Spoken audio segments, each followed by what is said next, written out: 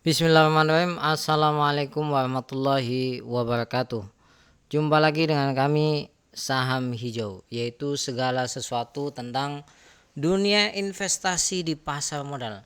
Pada kesempatan kali ini kami akan mereview satu saham, yaitu Dimas atau kodenya DMAS untuk tahun 2024.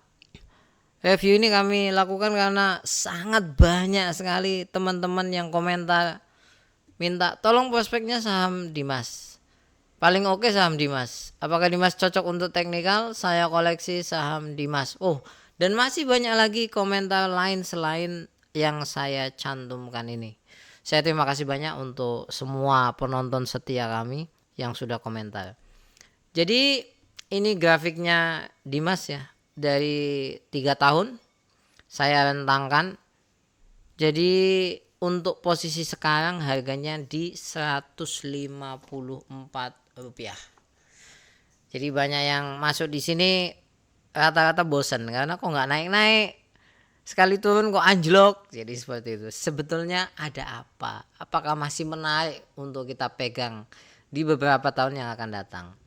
Perlu diketahui bahwasanya Dimas ini komposisi masyarakatnya itu hanya 17%. Jadi di sini ya. Tapi holdernya itu sangat banyak, 46.000. Jadi likuiditasnya cukup tinggi. Anda akan menemukan transaksi yang sangat aktif sekali. Nah, sebelum lebih jauh, Anda harus tahu bahwasanya Dimas atau Delta Mas itu pokok bisnisnya adalah kawasan industri. Ingat, kawasan industri. Adapun misalkan ada hunian atau residensial, kemudian dan lain-lain, itu sebagai penunjang daripada kawasan industri. Jadi model terintegrasi satu. Ini menjadi daya tarik utama. Oleh sebab itu kata kuncinya sekali lagi kalau di Mas ini kawasan industri. Walaupun ada pendapatan dari sisi residensial, tapi paling dominan yang mempengaruhi pendapatan dan nantinya berpengaruh pada harga saham itu adalah kawasan industri. Ini kawasannya ya di sini. Jadi dia sangat dekat dengan Jabodetabek ya. Anda tahu lah kawasan industri juga banyak di sini ya. Nah, ini bisa dilihat dari yang saya cantumkan cadangan lahan per September 2023. Itu industrinya sekian, komersialnya sekian, huniannya sekian. Ya, jadi cadangan lahan. Jadi kalau misalkan kita melihat emiten properti kawasan industri itu paling enak lihat berapa cadangan lahannya. Itulah tabungan yang nanti dicairkan menjadi uang, sederhananya kan seperti itu. Nah, berikutnya yang paling banyak ditunggu dari saham ini itu adalah dividen. Ya, udahlah, kita nggak perlu munafik lah ya. Rata-rata orang masuk saham Dimas itu selalu menunggu yang namanya dividen, karena dividennya 2 kali, ada interim dan final. Itu menarik dan nilainya, yieldnya itu lumayan besar. Nah, plus ya, kondisi keuangannya sehat. Nanti kita lihat ya. Anda lihat ini. Ya, dari sisi manapun saya ingin mengatakan ini perusahaan bagus. Udah dari sisi manapun lah. Secara valuasi juga masih cukup bagus. Bisa dilihat dari earning yield-nya, PER-nya, price to book value-nya masih 1. Apalagi dengan harga sekian, maksudnya PBV 1, dividennya di atas 10%. Ya. Anda bisa lihat, nanti saya sajikan riwayatnya. Nah, mari kita lihat persediaannya ya. Ini dari laporan keuangan 31 Maret 2024. Tanah dan bangunan yang siap dijual ya, itu sekian. Hampir sama dengan tahun sebelumnya. Tanah dan bangunan yang sedang dikembangkan itu sekian, hampir sama. Nah, yang menarik itu di sini ya. Tanah yang belum dikembangkan atau istilah katanya orang biasa menyebut dengan land bank ya. Itu justru menyusut. Nah, ini nanti kalau ada orang bertanya-tanya, kenapa sih kok harganya turun terus? Itu salah satunya adalah menurut kami ya, faktornya land banknya itu turun. Harusnya kan kalau bagi kita ya investor itu kan, tabungannya tambah banyak ini. Nah, itu kita tertarik. Loh ini kok tabungannya tambah nyusut? Sederhananya seperti itulah. Nah, ini tanahnya juga di wilayah, Anda bisa lihat ini Cikarang ya. Nanti saya sampaikan faktor lain di sisi paling belakang. Untuk kontrak ini liabilitas kontrak, maksudnya uang muka ya, penjualan real estate ini Anda bisa lihat di tahun 2024 bulan Maret tidak jauh berbeda. Ya, tapi paling besar Anda bisa lihat ini industri. Nah, residensial hanya sedikit sekali. Anda bisa lihat 400 berbanding 60 berbanding 60. Jadi kalau kita persentase bisa dikatakan industrial itu sekitar 70% lah. Jadi kalau melihat Dimas pokoknya faktor industri ya, industri ini. Anda juga bisa lihat ini pendapatannya. Nah, industri, kawasan industri maksudnya itu juga sangat besar ya. Di sini perumahan sedikit ya, komersial juga sedikit ya. Ini pendapatannya ya. Kalau tadi ini kan uang muka. Nah, artinya ke depan juga sama di industri ini. Nah, berikutnya saya ingin mengajak Anda melihat sisi lain dari Dimas ya. Apa itu sisi lainnya dari Dimas? Yaitu fakta bahwasanya harga saham Dimas itu bergerak di situ-situ saja. Ya, dari tahun 2022 pertengahan lah sampai sekarang itu berada di rentang 160 sampai 180. Artinya pergerakannya itu di kisaran 10%.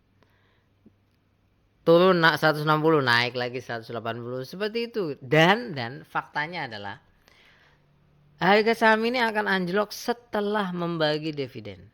Ya, ini bagi dividen jatuh. Entah jatuhnya setelah itu tidak bangkit, jatuh terus atau bagaimana, pokoknya jatuh. Kemudian ini bagi dividen ini kan 2 kali ya. Dividen final sama dividen interim. Ini final interim sama. Ya, jadi ini bagi dividen jatuh. Bagi dividen jatuh lagi. Jadi sederhananya kalau mau mendapatkan capital gain di sini itu habis bagi dividen kita beli, habis itu naik. Sederhananya kan seperti itu. Oleh sebab itu, kalau melihat saham Dimas ini harus dikaitkan dengan dividen. Tidak bisa tidak dikaitkan. Nah, ini histori dividennya ya. Anda bisa lihat betapa istimewanya namanya saham Dimas ini. Bayangkan dalam 1 tahun ya kita bisa mendapatkan dividen sebesar 2023 ya, 2023. Saya menghitung tahunan aja ya, tidak pakai tahun buku. Tahun 2023 itu Rp22. Padahal harga sahamnya di kisaran ambillah 170. Berarti kisaran dividen yang kita dapat berapa? 14%. Cukup besar. Makanya kenapa Anda bisa melihat kok sahamnya nggak jeblok banget ya, nggak jeblok banget. Karena apa? Penahannya adalah dividen yang cukup lumayan. Jadi orang masuk sini wes pokoknya tutup mata nanti dapat dividen banyak. Jadi seperti itu. Jangan mengharap Anda jatuh banget gitu. Loh, pertanyaannya kemudian, kok ini jatuh banget sampai 150-an, 140-an? Karena nggak bagi dividen. Sekali lagi, kata kunci saham ini itu dividen. Udah jangan berharap yang lain lah. Kata kunci saham ini itu dividen. Ya, jadi seperti itu. Nah, tapi ya sekali lagi, ini dari mikirduit.com ya. Sekali lagi seperti yang saya tampilkan di laporan keuangan di depan. Yang menjadi masalah utama Dimas sekarang adalah bahwasanya land banknya itu semakin menyusut. Ini faktor yang krusial sekali untuk kawasan industri. Terus terang mungkin kenapa alasan tidak bagi dividen untuk memperbesar land banknya lagi, bisa jadi seperti itu. Ya karena kalau ini terus menyusut ya, kemudian yang dikembangkan semakin banyak, ya otomatis land banknya akan habis. Mau jualan apa? Dari sewa aja ya pendapatannya akan menurun tajam pada akhirnya. Inilah jawaban kalau Anda bertanya kenapa kok saham Dimas tuh nggak naik-naik. Padahal kalau kita lihat tadi dari laporan keuangan di depan ya, ini kan harusnya naiknya gila. Ya kita bisa lihat ini.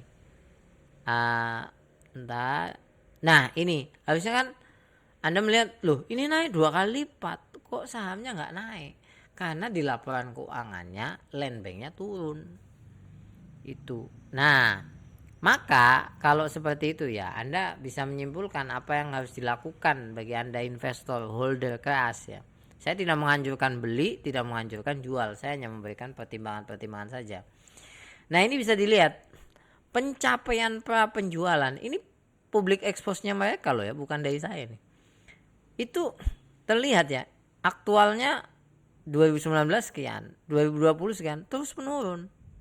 Ya, jadi sekali lagi inilah kenapa harga saham di Dimas bergerak di situ-situ aja. Walaupun labanya bagus tapi tidak menjadi perhatian besar untuk investor sekarang. Nah, mari kita lihat grafiknya. Grafiknya juga sama. Lihat ini foreign flow ini menurun. Ya, walaupun ketika itu, ini kan ketika keluar laporan keuangan ya, harusnya kan habis naik asing akum, ini enggak, asing buang.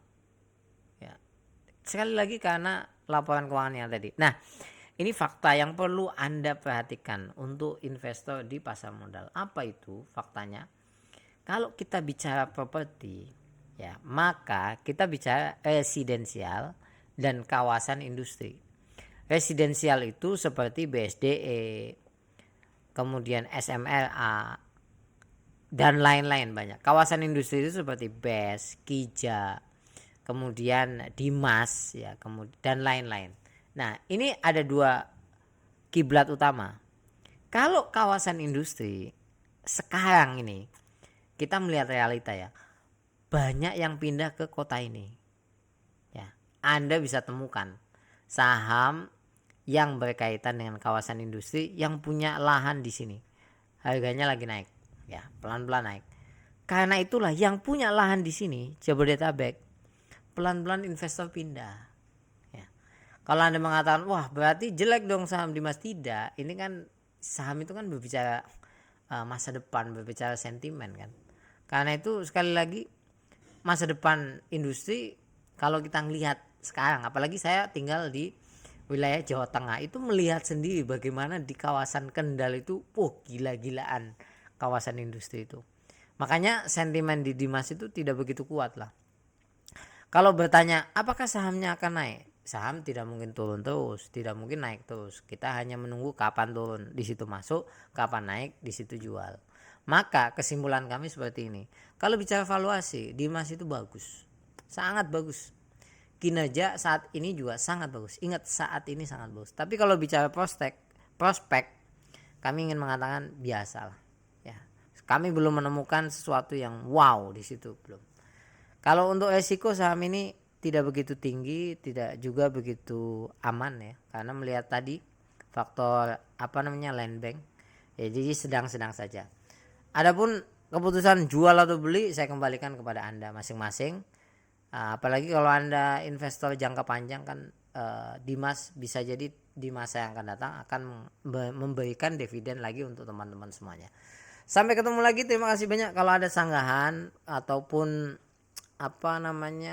pertanyaan, cantumkan di kolom komentar. Kalau ada usulan tentang saham yang bagus di sektor kawasan industri atau di properti, cantumkan juga di kolom komentar. Siapa tahu saya juga butuh informasi itu. Terima kasih banyak, sampai ketemu lagi. Assalamualaikum warahmatullahi wabarakatuh.